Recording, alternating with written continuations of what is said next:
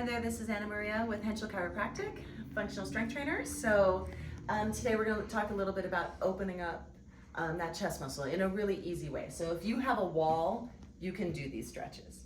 And you know, something that lots of us experience, right? Lots of us is going to be that upper cross syndrome, right? That forward head position, your shoulders are forward, your pecs are over engaged and it's pulling your shoulders forward, right? There's a little also a back component, and we can talk about that as well. But for right now, we're going to talk about opening this up.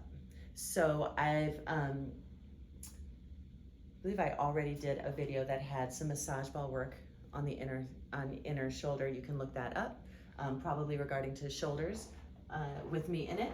But for now, we're going to talk just about placing your hand on a wall. So you can do it on a corner, you can do it on a flat side, doesn't matter. But we're going to try and keep your elbow in line with your shoulder. So that means that your hand is going to be up at about 90 degrees here at your angle, at your elbow. And I'm going to very slowly and very gently start to turn my body away from that elbow, okay? Dr. Henschel's behind the camera right now, grimacing. Oh. Yeah, because for lots of people, this is a lot. For sure. This is a big strength, right? And if that means that you start here, I mean, for lots of people, and you can do a little test yourself, right? Stand with your back against the wall, right? Back of your head is on the wall, my shoulders are at the wall, my hips are touching the wall. Can you actually bring your elbows and your wrists against the wall without flaring your ribs out, right? Keeping those ribs tucked in and being flat against the wall. If you're like, no, I can't do that, you've got good company, right? So many people can't do it, and it's because we spend a lot of time in our Western culture like this. So that means we need to open it up. So you might even be starting here, right? You might be starting here with my feet are behind my elbow right now. And that's all right, that's where I'm gonna start. Maybe over time, my goal is just to step forward and just to get in line, right? Now again, we're gonna pay attention to what the rib cage is doing, because our bodies are very intelligent and they compensate in all sorts of creative ways to try to get out of discomfort. So if this is uncomfortable, your body's gonna go, oh, I can fix that. There you go, it's not uncomfortable anymore. I'm gonna lean my body back, and now it's not an issue, because as you can see, that elbow is actually now in front of my shoulder. So I'm gonna stand up tall. My ribs are gonna come in, okay?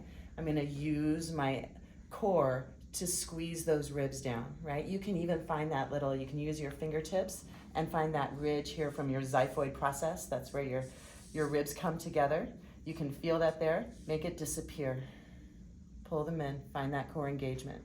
Find a little bit of a lift of the pubic bone.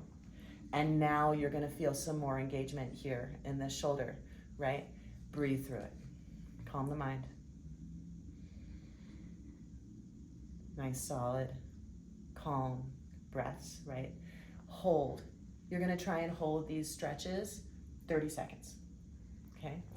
Eventually, you're gonna be able to turn away, away, away, and find that engagement, okay?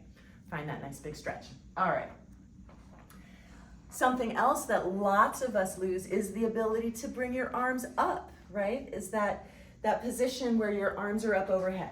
So, and again, can you bring the backs of your hands to the wall while being flat against the wall without doing this? We're gonna keep that there. We're gonna work on that by bringing your hands down. Now, the closer your hands are together, the harder this is, right? The more of a stretch this is. So we're gonna start in like a Y position here. So they're a little bit wider than my shoulder with distance apart. And for this stretch, I'm not going to let those shoulders come up towards my ears. I'm gonna keep them down, okay? That means that I'm gonna need to engage all the muscles that pull my scapula down. That's your shoulder blade. And once my hands are on on the wall here. Now I'm gonna start to slowly lean into it.